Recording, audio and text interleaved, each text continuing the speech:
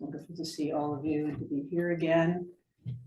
I want to thank my teacher, Galen Roshi, Konjin Roshi, Abbott Konjin, Galen Roshi, for the invitation, for all her generous support of me and also of Austin Zensinger. And I do feel like this is a second home. So delighted to be with you. I guess I'm ready for my close-up. So. And I'm having a little bit of an out-of-body-mind experience because the abbot and our visitor Kristen were just in Austin yesterday. So it's, I don't know, some kind of boomerang happening. Now I'm here. Anyway, things like this happen sometimes. So in Austin, right now, there's a very strong interest in studying and discussing the precepts, the 16 Bodhisattva precepts. And I didn't know when I decided to give this talk, which is on the 3 grave precepts, that you would be doing the full moon ceremony this morning for service. So that seems another auspicious, not coincidence somehow. But anyway, and there's a lot of interest in sewing a rakusu, as many of you have already, and many of you I'm sure are doing right now.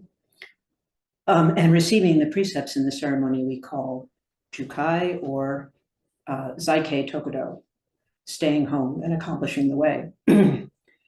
And I didn't actually know this until I was really quite far, I thought, into Soto Zen.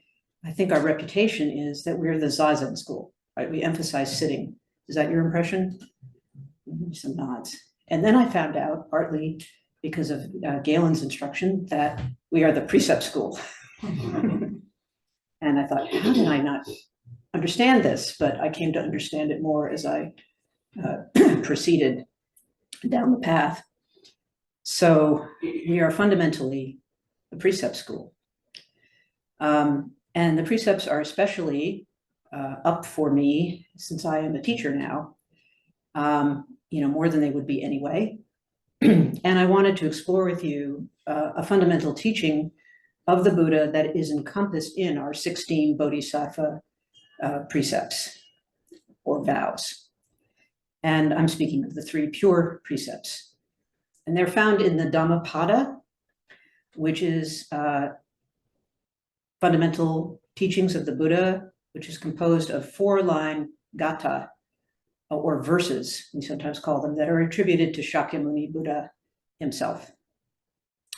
And in this verse, verse 185, we hear that the Buddha exhorted his followers by saying, and this is one translation which you may have heard before, whether or not you're studying the precepts, renounce all evil, practice all good, keep your mind pure. Thus all the Buddhas taught. Is this familiar? Yes, to some of you. So at first glance, I think, or first hearing, these instructions seem kind of straightforward, or at least the first do, right? Renounce all evil, practice all good. What could be simpler? The third may give us pause, and it did me, especially early on, whenever I heard the word pure.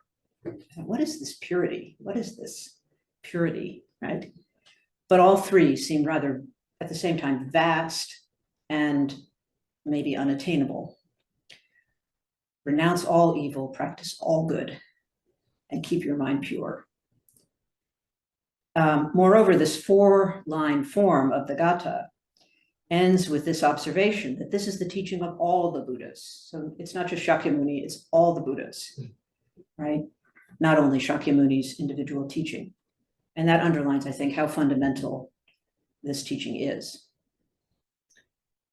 So when I hear the words, renounce all evil, I hear at the same time, do no harm. The Vedic and yogic principle of ahimsa, which is sometimes translated as nonviolence or non-injuring, non-harming, right? The a or a of ahimsa is a negation, right? So no or non or not harming. And when I was preparing this talk, a version of this talk anyway, I read that Mahatma Gandhi, who famously taught nonviolence, said, ahimsa paramo dharma. Nonviolence or non-harming is the highest dharma or law, dharma in the sense of law. And I also think of the Hippocratic Oath, right, that physicians take, which is first do no harm. Right? So that's kind of what it brings up for me when I hear, renounce all evil, do no harm.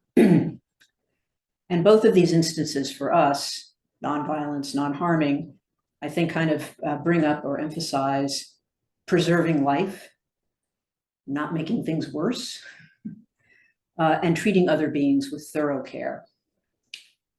But in studying and engaging with the Bodhisattva precepts, we are taught that there are actually 3 ways of creating karma, right? Which is the result of intentional karma, which is intentional action that brings results now or some other time in some other place, right? The results of deliberate action. And this is referred to in our acknowledgement of karma in our repentance ceremony, right? And there are 3 ways of creating this karma, good or bad. It's produced by body, speech, and mind, right? With the body, so it could be including physical violence, if we're talking about what we usually think of it on the negative side, with expression through words, and with the mind, with our thoughts. And there isn't much wiggle room here, really. That's the whole thing, right? It's the whole sphere of our human activity. And so we can't say, well, I refrain from doing that thing or saying that thing, so thinking that thing doesn't count, right? At least I refrain from doing or saying it, but actually the teaching tells us otherwise. Right? According to the teaching, thinking is also action, and feeding thoughts that we cultivate also intentionally also bear karma. So there's a famous story, which you may have heard before, that speaks to the foundational quality of these 3 instructions. So this is from Dogen, our founder in Japan, and he recounts the story in his fascicle or chapter called Showaku Makusa, do no harm. That's his teaching on this. He recounts the story that there was a Chinese Zen master whose name was Bird's Nest Roshi, because he lived in a tree. One day, a disciple of his, who was also a statesman, that was his occupation, he came to see his teacher in the tree. And he yelled up that it looked pretty precarious up there, a pretty precarious place to practice.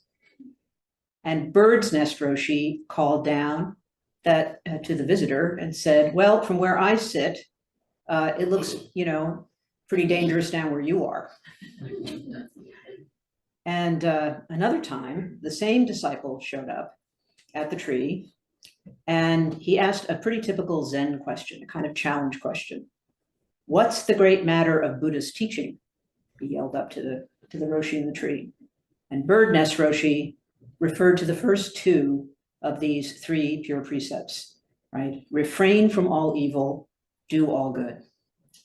And the disciple said, well, okay, but even a 3-year-old child knows that. And Bird's Nest, or Master Bird Nest, let's call him, replied, a 3-year-old knows it, but even an 80-year-old can't do it. And the statesman, bowed to his teacher. So I think this story illustrates the challenges of keeping these teachings of all the Buddhas. And our friend and teacher Kokyo Henkel suggests that Bird's Nest Roshi, his other response to the disciple, that it was pretty dangerous down on the ground, right? The first encounter that we hear about means that it's easy to cause harm when going about in the world, right? Going about our daily lives. It's not hard to cause harm, right? And we might want to just stay up in the tree, right? Or cave, stay in our cave or our hut somewhere in the wilderness and remain, if we're in our tree, like above the fray, right? Keeping our own mind pure and ourselves out of trouble. And I would add, what could be the meaning of doing all good, right? We all have the experience of thinking that we're doing good, or our intention is to do good, only to have it backfire on us. At least that's my experience. But doing good in this instruction balances the avoiding, right, or renouncing of the first line, like withdrawing and just saying, I'm going to stay out of trouble. We can't ignore the instruction to do all good. So our Zen practice is Mahayana, meaning that we practice as bodhisattvas. We are practicing as enlightening beings who vow to practice in the world for the benefit of all beings. And we could say that Mahayana teaching unfolds these early sutras, like the Dhammapada, right? The instructions we began with. And when I hear that unfolding, I really like that image. I think of not just like unfolding something that's, tightly folded, but I think of something blossoming and blossoming and blossoming, right? So in the Soto Zen that we practice, we call these admonitions or teachings that we are considering, again, the 3 pure precepts, and they are 3 of the 16 bodhisattva precepts that we all practice and which we receive when we take part in the ceremonies of Chukai, or when we, for that matter, when we practice with the bodhisattva ceremony. And priests take the same vows. We just take these same vows over and over again. All of our ceremonies seem to be precept ceremonies, funerals, precept ceremonies. So after we acknowledge our karma, we recite the first 3, these 3 precepts we're talking about. And then we recite the 10 grave precepts, which begin with a disciple of Buddha does not kill, and go on. There are numerous ways that these 3 pure precepts of Soto Zen are phrased, and I want to turn to these now. Different translations which express various understandings or different aspects. Excuse me.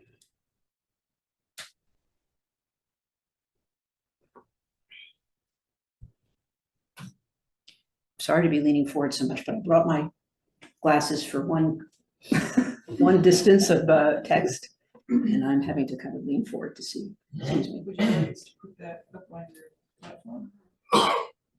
I think I'm okay, thank you though. I just may have to lean a little. So the standard translation that we tend to use in our lineage reformulates these 3 pure precepts, these fundamental precepts in English like this. I vow to refrain all action that creates attachment. Is that what you use here? Is that your form here? Do you use those? Not quite, but it's the same. Close, okay.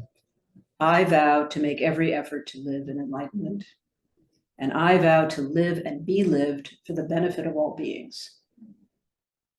And these formulations are, pretty different from the original Dhammapada instructions, not just because of the change in language from Pali to English, but because they come through the unfolding of the teachings in the Bodhisattva way.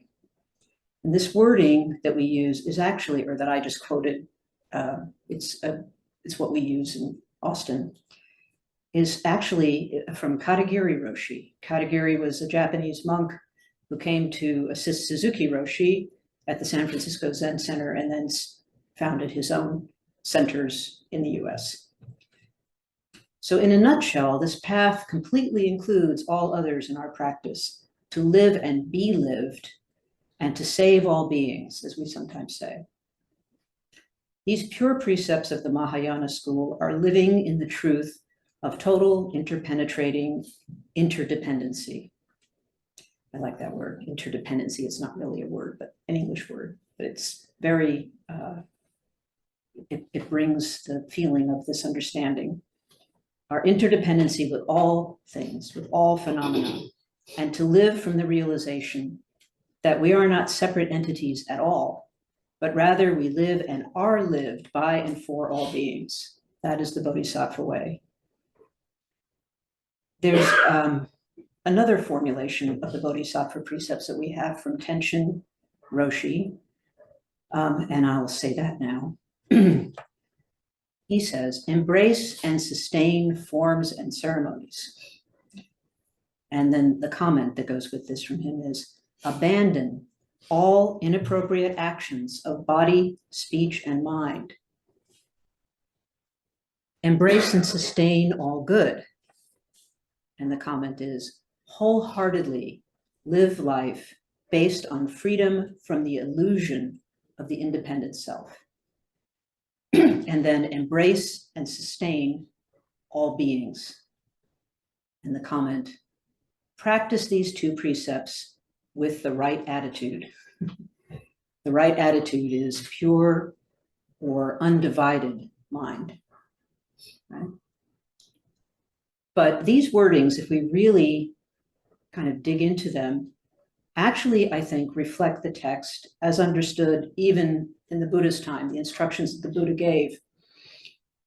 Standards of conduct expressed in forms and ceremonies are the ethical precepts that monks vow to uphold.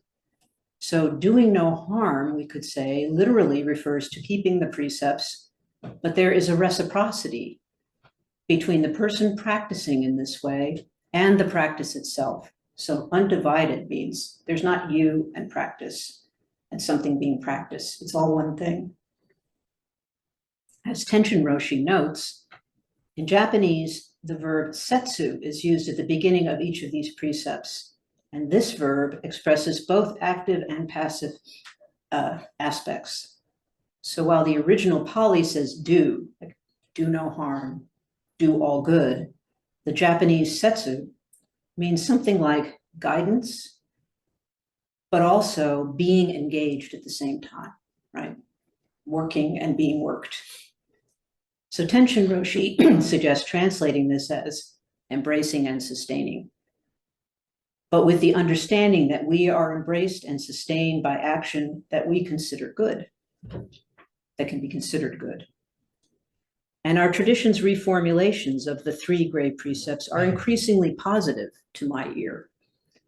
Rather than do no harm, or more pointedly, do no evil, the languages of these wordings goes towards embracing, sustaining, wholeheartedness, inclusion, wholesomeness, and freedom.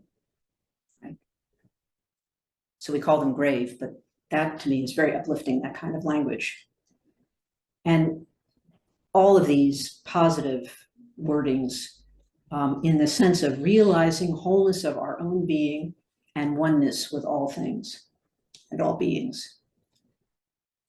The original Pali word, which is translated as good, is kushala, which means skillful, virtuous, and wholesome. And things that we might express as harmful are in Pali akushala, right? Unskillful, unwholesome, not tending to express the reality of non-separation of anything from any other thing. So doing all good, it could also be seen as being skillful, virtuous, and wholesome. And again, these are supportive of and express the understanding of non-separation.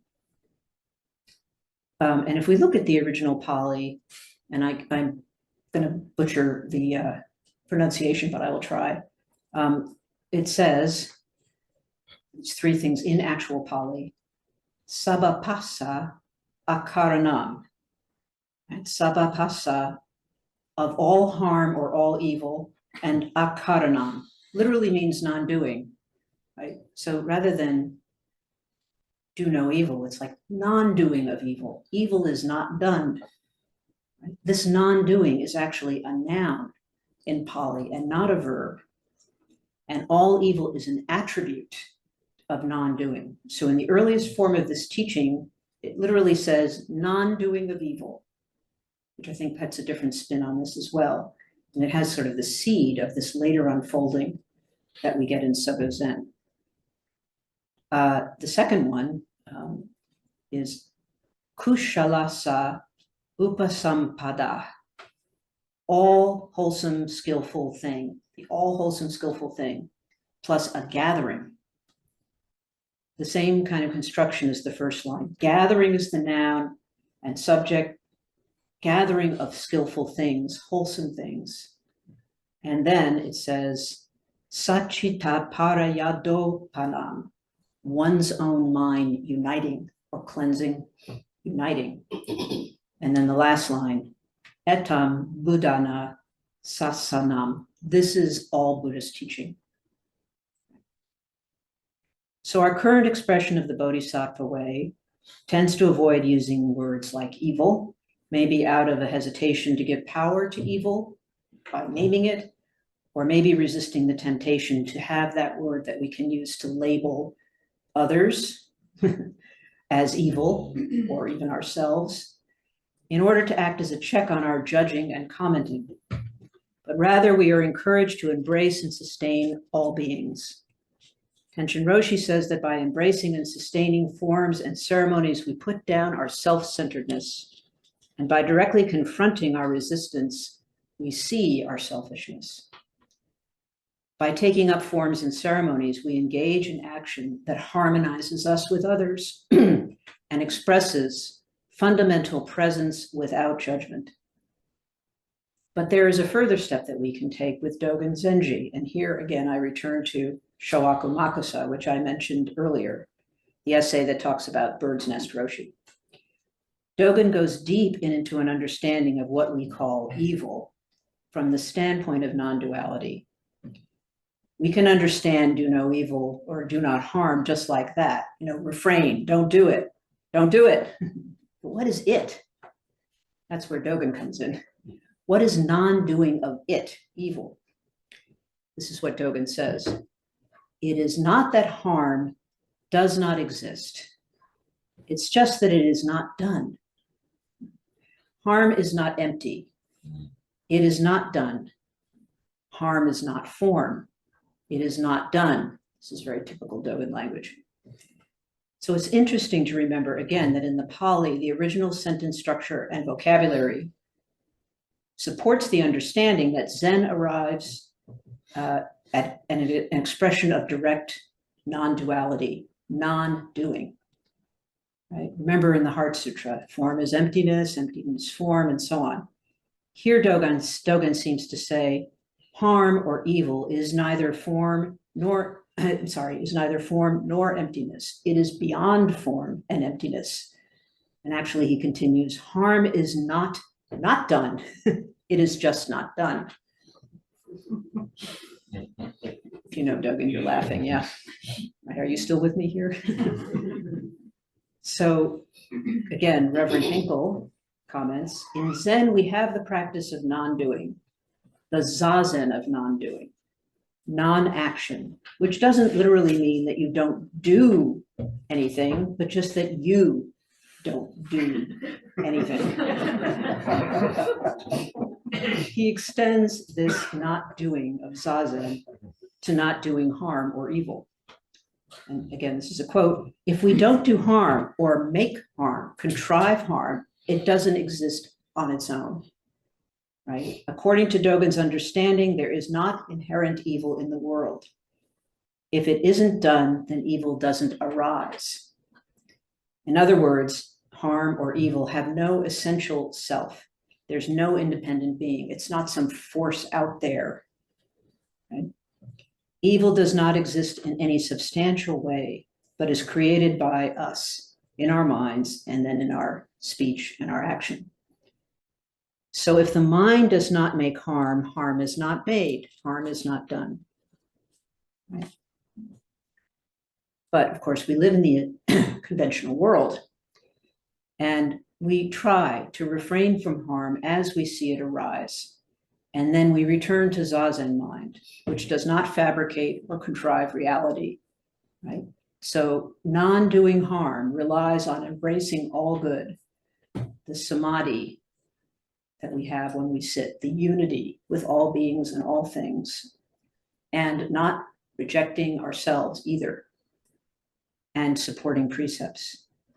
The codependency of non-doing and embracing. is really deep. You know, there's also a teaching, and Taigen Dan Layton brings us forward, so does Tenshin Roshi, that Zazen itself is a ceremony. Zazen is a ritual. And not just because of the formalities, right, that we observe, like bowing to our cushions and turning in a certain way. The instructions that Dogen gives in Fukan Zazengi that we sometimes chant are the order of the ritual of Zazen. They are the instructions for a ritual of expressing the truth of our total presence. The ritual of Zazen is not something, though, to learn as a skill or to progress in. It is something to wholeheartedly engage right from the start, right away. In Fukan Zazengi, Dogen says, if you concentrate your effort single-mindedly, that in itself is wholeheartedly engaging the way. Practice realization is, he says, naturally undefiled. Practice and realization are one, right? They are not different. They're not two things. They're not stages. Right away, one thing. And although Zazen is fundamental, in Dogen's detailed instructions for monastic life, Zazen is treated as one of a number of communal activities or ceremonies. Zazen embraces and is the foundation of all activity. As Tenshin Roshi says, performing the ceremony of Zazen heals any gap between our lives and the true Zazen practice of Buddha. And I like that emphasis on healing the gap, right? Closing the gap. Healing it. The meaning of the ceremony comes up together with its performance, what Tenshin Roshi calls a ceremony of inconceivable liberation. Liberation from separation. Complete presence in stillness is thoroughly intimate with what is happening without interfering or manipulating it at all. So I'd like to wrap this up by speaking of the third of these instructions, to embrace and sustain, or we often say to save all beings, or to live and be lived for the benefit of all beings, right? In the original Pali, the wording was about purifying or uniting one's mind. And when we encounter those words, pure or purify, or other words like, unstained or undefiled, in Zen, we should understand this as not as cleaning something dirty. We should hear, again, a reference to non-duality, to non-separation, healing that gap if you feel it. Thus, purifying our mind is not separating self from other. And it also avoids the trap of thinking we are doing something ourselves, to ourselves, for ourselves, to improve ourselves, right? Improvement, right? We are purifying our minds, the ultimate self-improvement project. It's a diluted view. So I'd like to conclude by one more quote from Tenshin Roshi. He says, the three pure precepts have been called pure because they have been purified of all duality. They are so simply stated, a 3-year-old child can understand them. Yet even a person with 80 years of experience may not be able to practice them. He's now 80 years old.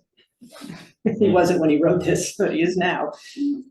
The practice of these precepts is like walking a 10,000-mile iron road, he says. Yet all bodhisattvas vow to walk the long and joyful path. And an iron road doesn't sound very joyful, but it's Liberation Street. Thank you very much.